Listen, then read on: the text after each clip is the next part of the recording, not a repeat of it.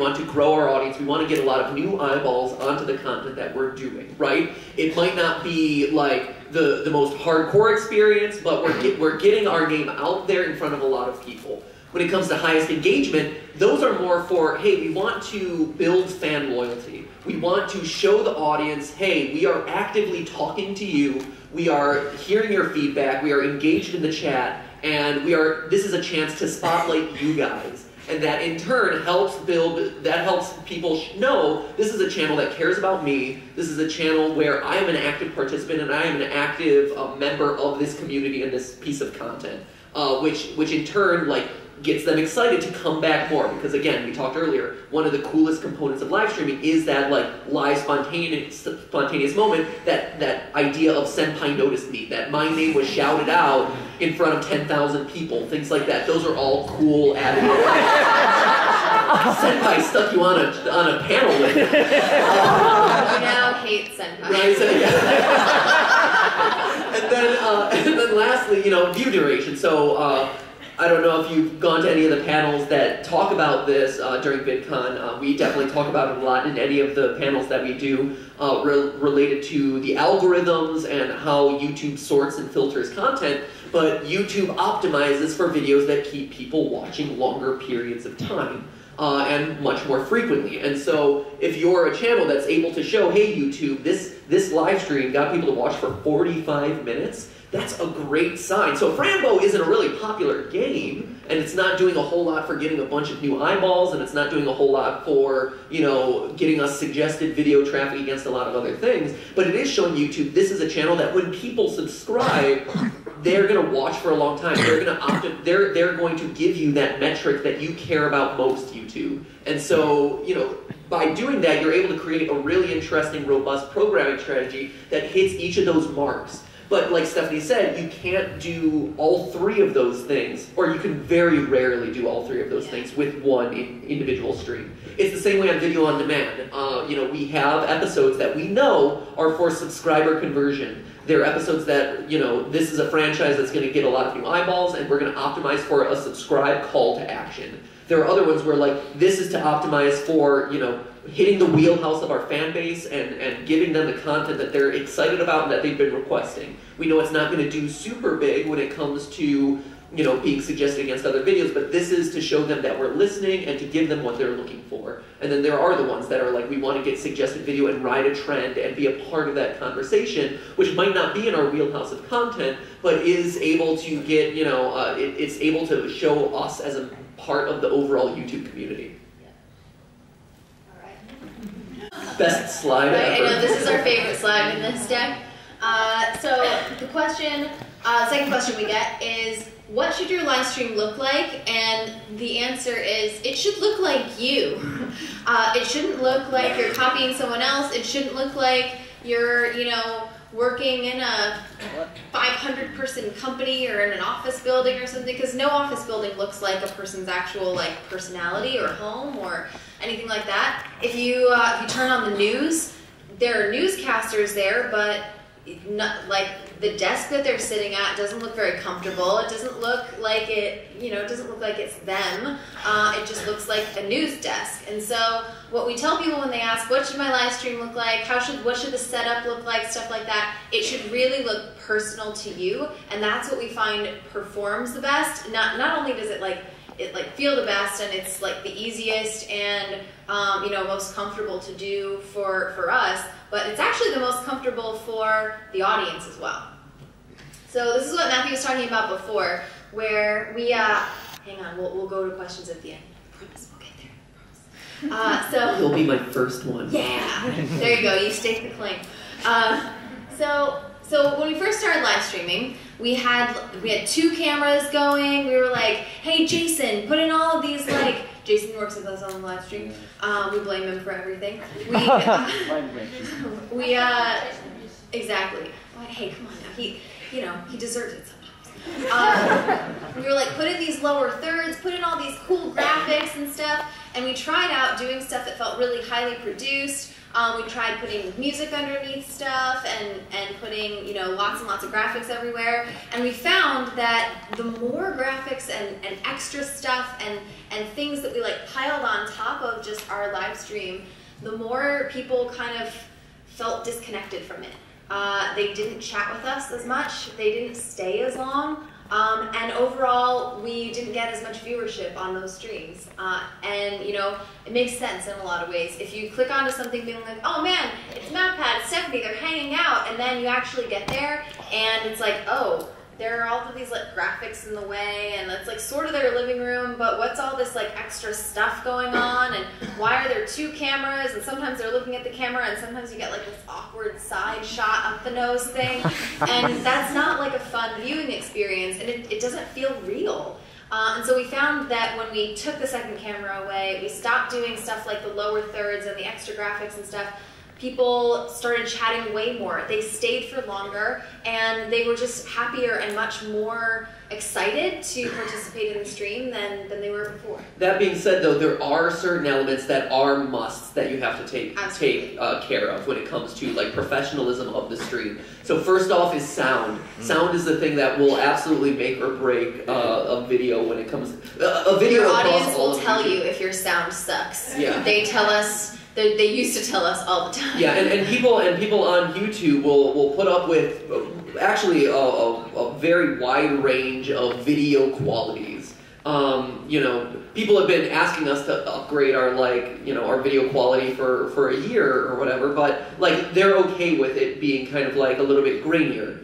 Again, like live stream, also people kind of going with this expectation of it's not going to be as high of fidelity as say like a 4K video or something like that. But if this and people will watch it, they'll watch it, and it's not a problem. But sound is the one thing that overall has a direct correlation with shorter watch sessions and people clicking off very quickly. So if your sound is peaking, if your if your sound has too much reverb or is too hollow and doesn't have that like nice warm homey feel to it, that's when you really start to see shortened watch periods, and that's when you start to see people having an overall bad experience with their live stream and leaving much quicker. The same thing is true with latency. So we recently had the opportunity to test out this very low latency feature that YouTube had, which is basically you are seeing us in real time. There is no buffer. Usually on a live stream, there's about like a 10 to 15, maybe 20-second buffer between what we do and what you see on screen. YouTube is testing out features that shorten that window, but the contrast to that is if your viewer doesn't have an internet connection that is high enough to support that like regular flow of stream, there's no buffer time. The actual video on the other end doesn't have time to kind of like build up a buffer, so that way, you know, if the data rate suddenly fluctuates, they're going to have a pause in their video, right? And with those 20-second delays, that's what you get. You get kind of like a 5-second buffer that allows the video to play seamlessly, smoothly. It might drop in quality, but it plays fairly consistently. And that's another one that you see very heavily impact overall watch time. So on all of those low latency streams that we did, viewership just plummeted through the roof as everyone experienced lag, and that is the single biggest like killer of any live stream. Yeah, people hate lag. Don't do it. So the third question we get is question number 3 is how often do you need to stream? And really there is no one answer for this, right? We try to stream at least 3 days a week. And we aim for 5. So if we can get 5, awesome, and we almost always hit 3. Except for this week, because we're here. And next week and the week after, because we're on vacation. So anyway, you know, the important thing is to stream regularly so that 1, people don't forget to come back and check that you're streaming, and 2, so that people can actually have a chance to build up a habit. What we found when we first started live streaming is that people would stumble in a lot. They'd be like, oh, I didn't know that they did live. I didn't know that this was a thing. When is this happening? How often does it happen? When am I supposed to show up? And now, over time, and it's been over 2 years since we started live streaming, but now people know exactly when the stream starts. They know when it's happening. People in the community do announcements if we have to skip a day. There's this knowledge that we've built up over time because we helped people create a habit. And that's, if you're going to live stream and you want to make it a regular part of your programming, it's really important for people to be able to rely on you and know when your streams are happening.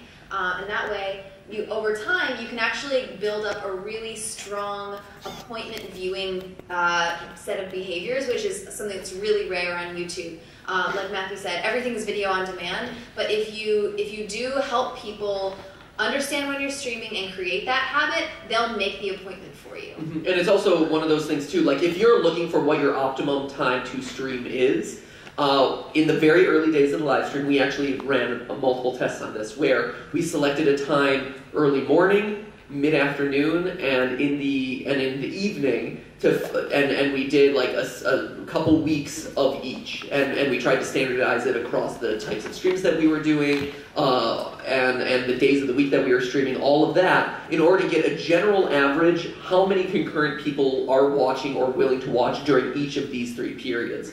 From there, we found that, hey, evening time works really well for the majority of our viewers. So then from there, we started to kind of vary it a little bit, like, let's do one at a couple test cases at 4 o'clock, 5 o'clock, 6 o'clock, and see where that sweet spot was. And through those kind of rounds of testing, we were slowly able to figure out that 4 o'clock p.m. Pacific time was the go-to live stream time where we were able to access the majority of our audience. That being said, though, we do, at this point, we've worked into our schedule certain days of every month where we're able to do an afternoon live stream or an early morning live stream, because those are the times when international audiences are able to watch. And so even though, for our own sake and also just overall viewership's sake, those are harder for us to do, and they're also just smaller streams for people to like just overall concurrence. We're able to do it, again, to show, hey, we are listening to the audience, we are still actively wanting to talk to you guys, it's just a little bit harder for us to do. But again, doing those sorts of tests empowers you with the tools that you need to really pinpoint and target all those different facets of your audience. I'm curious, how do you build up, since yours is more of like a tentpole special event, how do you build up audience for, and how do you communicate out, hey, we have our live stream going up at X day? Usually I put it on previous videos that are going up on my YouTube channel. I also have a Facebook page which I update as well, going, hey, we've got the live stream coming up, it starts at this time, this is the link, you can see it here. Also via Twitter as well, because with international people, I also make sure that they understand that it's a 24-hour thing, so they don't have to be there right at the start, because some people are sleeping at certain points. So make sure that they fully understand that they can check in at any time. And yeah, I just pretty much use those 3 channels of Facebook videos, a Facebook page, YouTube videos, Facebook page, and Twitter. The other thing and that's great, I think the fact that you're promoting on Twitter when it's a 24-hour live stream makes a lot of sense. One of the troubles, though, and this is just a washout for anyone who's looking to get started with any of this, is Twitter's algorithm no longer always immediately shows your tweet to your followers, right? There's that recommended while you were away sort of Twitter feed.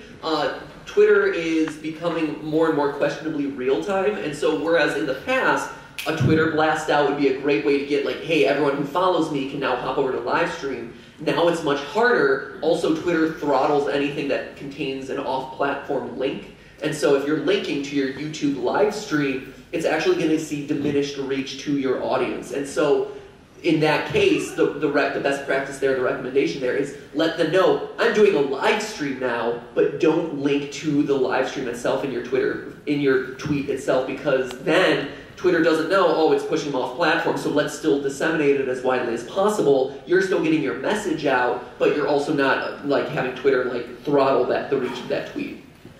The other watch out real quick on this slide, and to kind of what you said about using YouTube and your YouTube kind of like feeds. one of the things that a lot of people who come to us and like, hey, I really was active on live streaming, I really wanted to do it, but I lose subscribers every time I go live. This is a big one we hear from a lot of other creators. Yeah, people are really excited about the prospect of going live, but they lose subscribers because it isn't fun. Again, YouTube is a video-on-demand platform in a lot of cases, but, and so when channels who do video-on-demand stuff start going live interspersed in between, that's not what people came for, and you see people very heavily subscribe. And they ask, have you seen this? What do you do? The problem is, YouTube allows you to toggle on and off whether to notify your subscribers of that particular live stream. And when you're going live on a regular basis, it becomes spammy to your audience who only wants your videos on demand. And so it's a very negative viewership experience. And so for us, we actually don't notify our subscribers of 97% of our live streams. We have that by default toggled off because we were also seeing it in our feedback where people are like, I'm so sick of seeing these notifications hit. And YouTube, unfortunately, just hasn't been savvy enough or hasn't really realized that this is something that they have to manage or they need to notify more creators about. And so what we do, and I think it's smart for you, is turning on that notify subscribers for the tentpole programs, for the ones that you know is going to reach the widest amount of your audience, that, hey, the subscribers of this channel are going to really enjoy this piece of live content because it closely matches the sort of stuff we do on video on demand. It is a topic that we cover. It is a game that is really popular. Like for us, the only times that we really notify subscribers is, hey, we're playing a new Five Nights at Freddy's game, and then we're live theorizing about it afterward. Like, it is a special event. It is a tentpole series for the channel, which gives it that element of like, oh, this is a really exciting one, and thus, you don't see that kind of negative reaction that most other live streams, if you are spamming all the time, would have. Yeah, if you're going to live stream regularly, though, just make sure that you think about toggling off that subscriber notification, because a lot of people do say they lose subscribers that way. Okay, cool. So question 4, and then we gotta truck through because we're gonna go into questions here in a few minutes. Question 4: how long should your live stream last? It totally depends on where you're live streaming and what you're live streaming. So this first one is what you're live streaming. These are 2 real retention graphs from 2 live streams that we've done. One was a like a quiz kind of based stream, which is that top one. One where viewers can participate as we go along.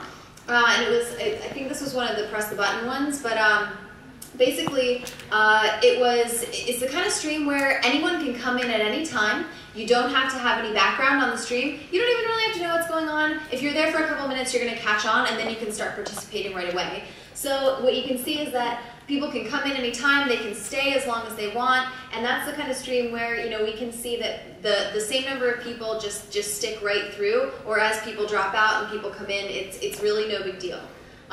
We have another example though, and this is to show you guys openly that some streams are going to keep people for a long time, and then some streams just don't, and that's okay. And remember, it's all about setting what your goal for that live stream is. So this bottom one was a totally unknown indie game that we played, and you can see for this one it was a complicated game. Like, there was a lot of reading, there's a lot of storytelling. So if you didn't come in right there at the beginning and you didn't know what was going on, it was going to be really hard for you to catch up like 15 or 20 minutes in.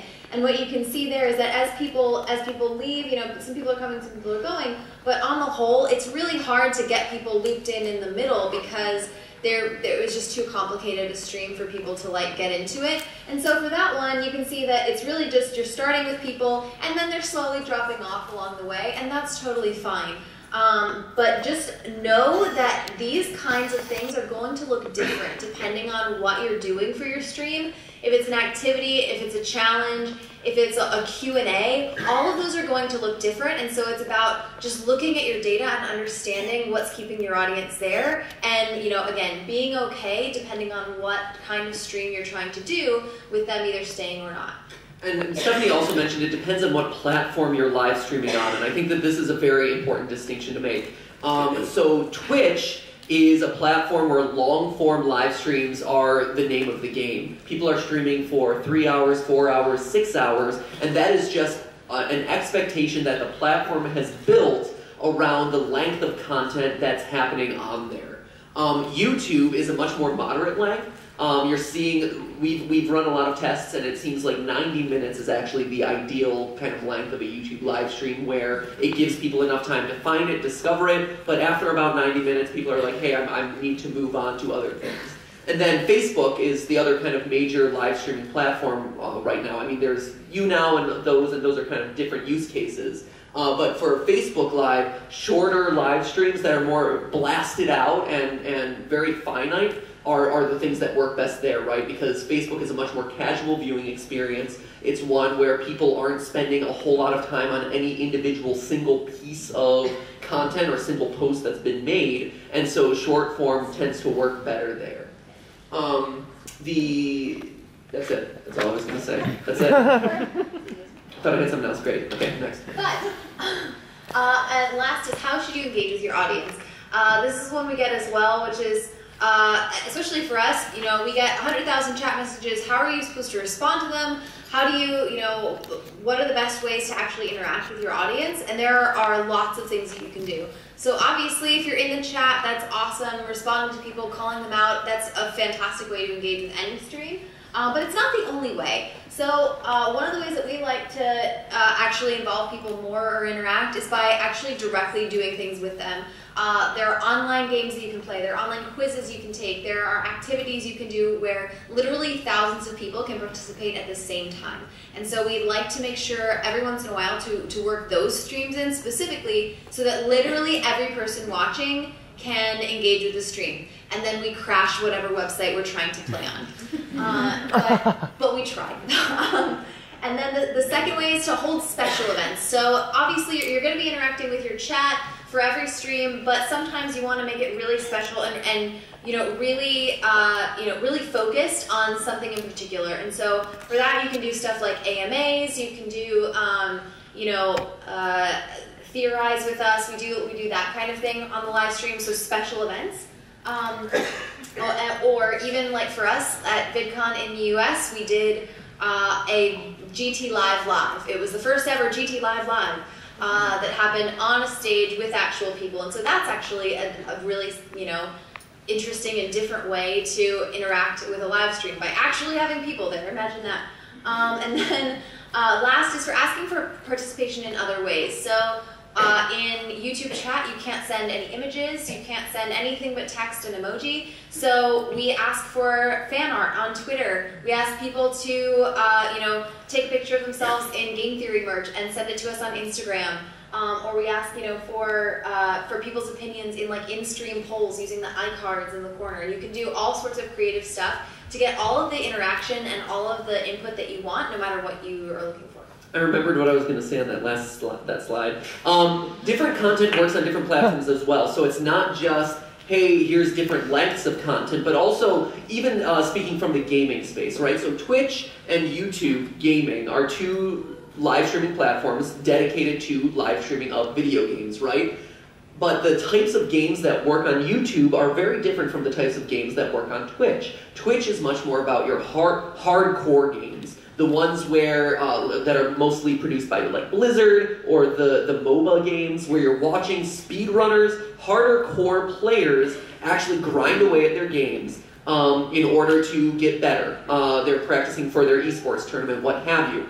YouTube is a much more personality-driven platform where, reaction games, things that are more personality-driven, that like the will you press the buttons of the world, where it's literally just an either-or question. But those sorts of things work incredibly well because I as a viewer want to watch what my favorite creator is reacting to in real time. And I want to compare my reaction to that question to that person's reaction. And so that is the other fundamental difference of matching the type of content that you want to produce to the platform that you're live streaming on, right? Facebook is still early that, and unfortunately we haven't had enough chance to test the data there to really find out what is the specific type of content that works there. My guess is that it's going to be some combination of raw personality-driven live streams there because that's just, it's a platform of connecting people about like, hey, you're friends together, this and that. And so, you know, and it's still a platform where raw or videos are still kind of the order of the day. And so it's my guess that those sorts of live streams are the ones that are going to perform the best from a content perspective, but the data's still out on that one.